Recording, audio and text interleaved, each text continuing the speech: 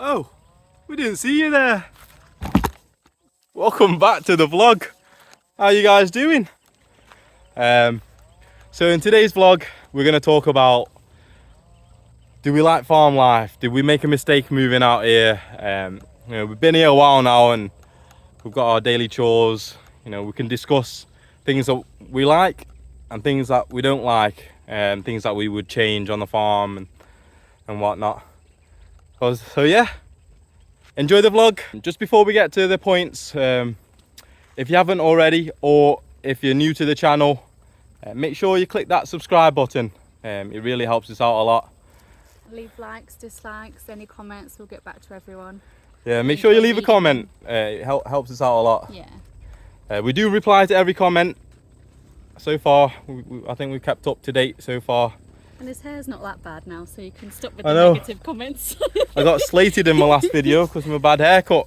My first reaction was the same, but it's growing on me. It's growing on me. I don't know. Let us know what you think now. Sometimes you gotta just rock what you got, ain't you?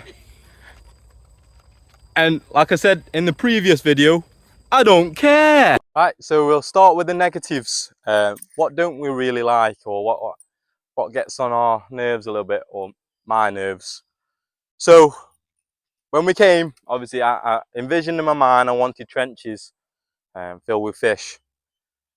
And unfortunately, the week that the digger man was supposed to come in, we were in Pattaya. So I didn't get to overlook the whole project. So when he came and dug it, first of all, it's not what I requested. I only wanted 3 trenches, straight, probably only about 30 meters long. So he's dug, and then he's dug this thinking that water will flow, but it's stagnant water, so where's it going to flow, digger man? Anyway, so he's dug this, which has caused an awful lot of issues, which really gets on my nerves. So obviously the line in itself is not long enough to reach the end of here, so we had to buy extra lining, and then where the lining connects is where the water leaks. So we've not been able to fill this end bit up because the water keeps leaking out. And to stop the water, obviously the middle trenches, they're holding water fine, but we've had to put mud walls in just so it holds water so we can keep fish. So that's a hassle because every now and then, or when it heavily rains, it starts breaking. So we have to constantly dump more mud in and keep packing it down. So it's just constant issues with the trench, which it didn't have to be if I just overlooked the whole project. But also, when he dug it, I don't know if he was on crack or what, but he can't even dig a straight line. He's bent. Like, come on, just get a little piece of rope. You know what I mean? Like, if you just look, it's curving all sorts of directions. And I've asked for 1 meter wide, 1 meter deep. I hear you're talking 1.5 meters here. So now I can't hop over this. Because what I wanted, 1 meter wide, I can easily step over. But 1.5 meters deep and probably 1.2 meters wide or something. I don't know. But look at the giant gap he's left there. They're all different sizes. And the main one is the top of the trench is shallower than the bottom. So you're holding less water at the top and you're holding more water down here. I don't know. I don't want to sound like I'm complaining, but I am. Yeah, in hindsight, Big Nat should have just waited and overlooked the whole project, and I would have got him to do it properly, because it has caused us a lot of work and it's a lot of man hours for no reason. When really it should just be 3 trenches. I'll put some pumps in for water circulation, and that's it. Be done with it. Put some fish in, put some plants in, and we're growing fish. But now it's all these issues. But yeah, so that's my main one personally, because it's a lot of work for me, and it really does my head in. But yeah, not too negative, I hope. Okay, I'll start with a good and a bad point, and that's how well everything grows. Trees, brilliant. The veg, brilliant. The weeds, relentless. We only trimmed this the other day. Look at it already. It's going to be some hard work constantly, this is, but part of the farm life, isn't it? So I don't know if it'll be every couple of days or every week or every other week, but this is going to need constant trimming, cutting down. All the trees will need dead leaves pulling off. Same with the veg. Get rid of the stuff that's either dead or not going too well, because it does grow fast, really fast. One drop of rain, that's it. So far I've not had too much rain though. Wet season's not really been wet just yet, but I'm sure it'll come. So another good point or thing that I enjoy is building things from scratch with materials that we've got lying around the farm, being creative, thinking on the spot, like this. This is Nat's little water flow creation. There's a return pump down the end. It sucks the water down, flows it out through this, and then it's a constant cycle of water, so it keeps the water flowing, oxygenates the water for the fish, makes the bit more like a river, so that's where they're from, a bit more flow. Everything in the chicken hut we built from scratch, the nesting boxes, the perches, the enclosure, the hut itself. It's just quite rewarding doing it all from scratch by yourself. Got bamboo tree at the back which gets used a lot, and then just various materials. It's quite satisfying. Probably my biggest bad point relates to the kids, and that's because they are actually fearless. Wow. They will touch anything, run everywhere. Oh. They will be in this pond if we let them. Any bug, any insect, animal, they'll go towards it. Obviously we don't know what's poisonous, what can bite. We're getting to know, but they don't know anything. They're just loving it. But we're creating them a little garden, so that won't be a bad point soon enough. We'll keep that fairly child-free, well, apart from the guppy ponds, but they're not that deep anyway, and we'll keep an eye on them. But yeah, we'll make that child-proof. But yeah, it's a bad point having to try and keep them away from everything, but I guess they'll learn. They're only little, aren't they? They're young. So, but yeah, Mallory loves water, and we've got all this water, and it frightens the life out of me. And also with the kids brings mess, and mess brings flies and ants. So the smallest crumb on the floor, swarmed. You have to be on it, clearing up the mess straight away, and obviously making sure that they don't come in the first place, putting your powders and things down, and the smoke things. We've got a mosquito zapper inside, and yeah, because it gets a bit much sometimes. So a couple of other points that it's both good and bad. For me, the chickens are a bit of a pain, but also I love the chickens. I love coming out here, feeding them. You know, I love looking after them. But it's also a bit, it's the most tedious chore of the day. You have to come, you have to clean the pen, collect the eggs, grab the water buckets, go change the water, bring the bag of food up, give them new food, give them vegetables. It's just a big workload in comparison to everything else so far, because the fish are easy to look after, because you just put, you know, obviously we put all the fish in the trenches. So all we have to do is just feed them every day, so just a few scoops of the fish food. Whereas the chickens, it's a bit of everything, but it also quite rewarding. You know, you come out with 2-3 crates a day, and then when Cake Lady comes and buys them all, and we get a wad of cash, it's nice. You know what I mean? So it's seeing reward for your work. So yeah, so it's a good and bad point, the chickens for me. Generally looking after the animals, it's not too difficult so far. Like we say, the only thing that we have to do for the fish is every now and then we have to pump out the water, pump some new water in from the pond, and fix the bridges every now and then. But yeah, that's all the tedious jobs on the farm really. And like Camilla said, just trimming the grass. One last thing that I have a little moan about is the rubbish. So we go, obviously, anyone that's been to Thailand knows that Thailand produces a lot of plastic, and you get a lot of bottles, plastic bags, you know, all the packaging's full of plastic. So we end up with a load of rubbish. And at the moment, because we're, you know, in the middle of nowhere, we haven't got the government truck that comes and collects rubbish. So what we have to do is we have to put it in a big mound and make a fire. I know at the moment it's not environmentally friendly. I am looking at ways to dispose of the rubbish, but so far, you know, what we have to do is we have to burn the rubbish, which is not what we want to do because obviously it emits emissions into the air and whatnot. It's not good for the environment. You know, we're trying to be out here sustainable and we're burning rubbish. So it's, you know, it's one of them things that we can't help because there's no one here that'll come and collect the rubbish. So might have to have a word with the council or something. I don't know what we have to do. I might have to drive up to the government office and sit them down and say, you know, this ain't good for the environment. We're trying to be an economical farm.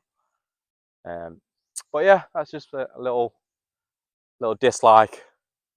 Right, so one last thing. I know I said it on the last point, but it might sound harsh, but these dogs here, they're not our dogs, but they're always here. So they might as well be our dogs.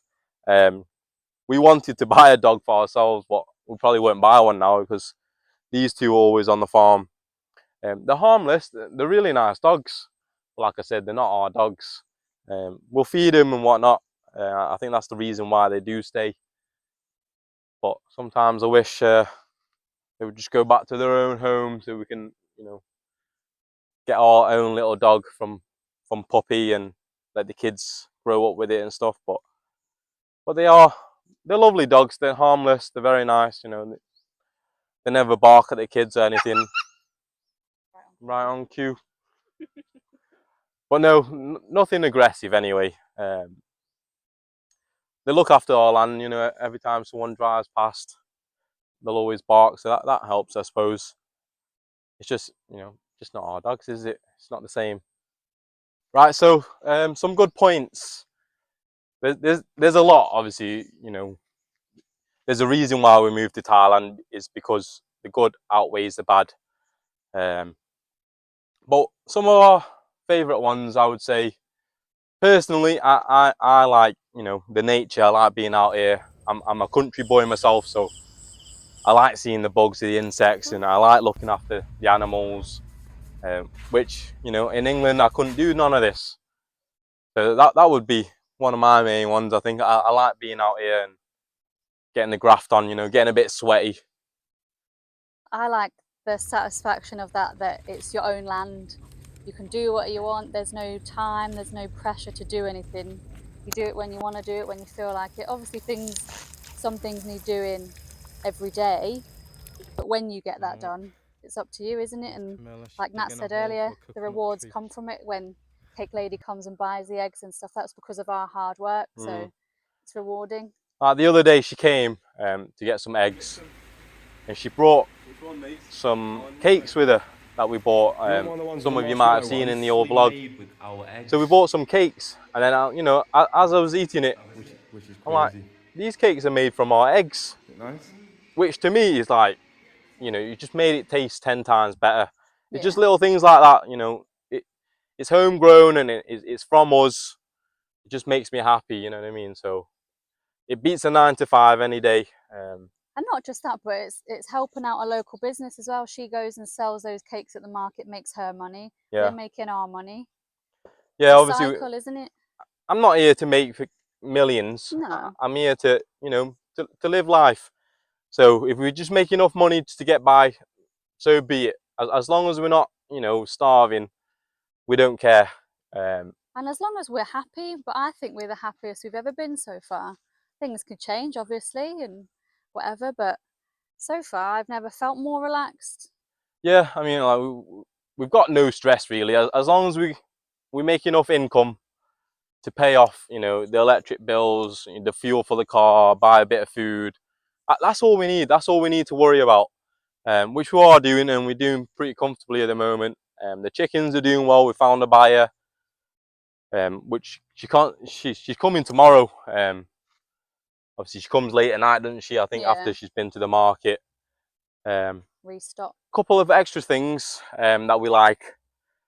So the climate obviously is a big factor for us.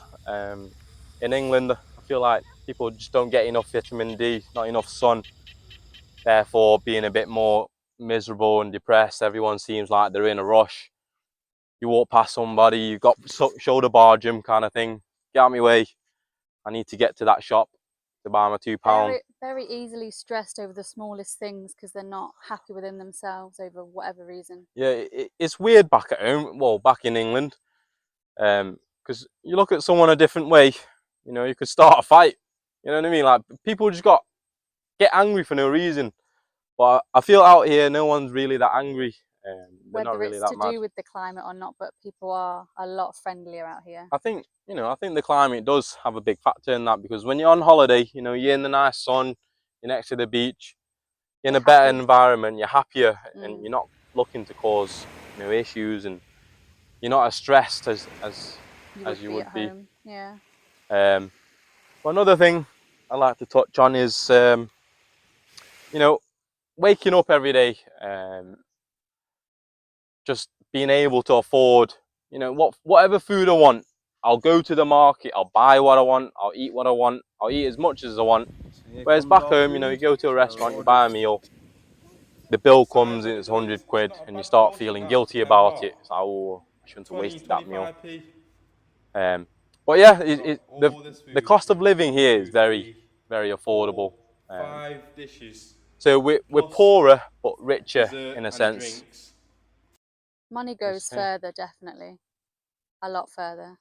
People say it's getting more expensive, and things will. Everywhere in the world is getting more expensive, but yeah, I think you need to like remind yourself where you've moved from and how bad things could be. Do you know what I mean? Yeah, I mean, for example, the electricity bill, we had it the other day. Obviously we've got an aircon, a fridge, TV, you know, whatever electrical appliance that we have in there, all the lights and whatnot. Charge all the kids' tablets, you know, all the water pumps and that. Yeah. So we have all that running constantly, and it comes to 2,000 baht, or just over 2,000 baht. And the bill at home in England before we left to come here was almost 3 grand, and that was for a quarter.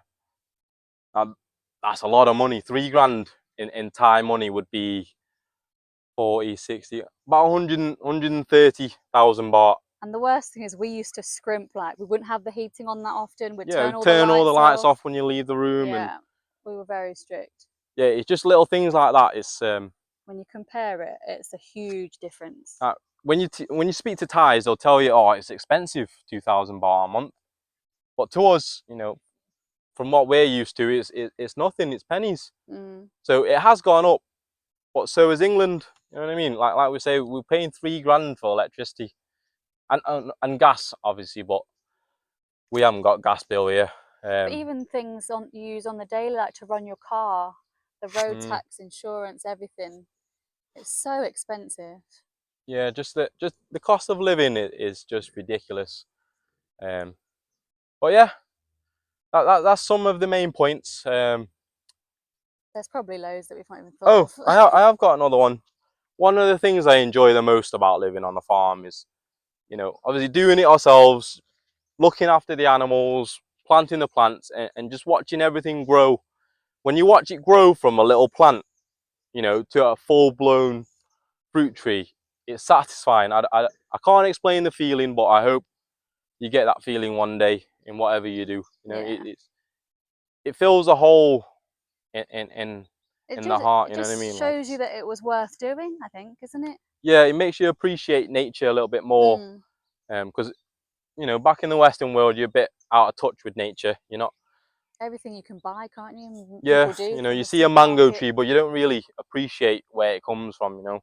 We've got a seed in front of the house that we chucked, mango seed, and now we've got a tree that big, and it literally from a seed that we just thrown on the floor. So it makes you appreciate nature a little bit more, you know. Definitely. And when I sit in the hammock, I hear all the birds chirping. You hear noises that you don't even know what it is. You'd love to see it, but there's so much wildlife in there you'd never see.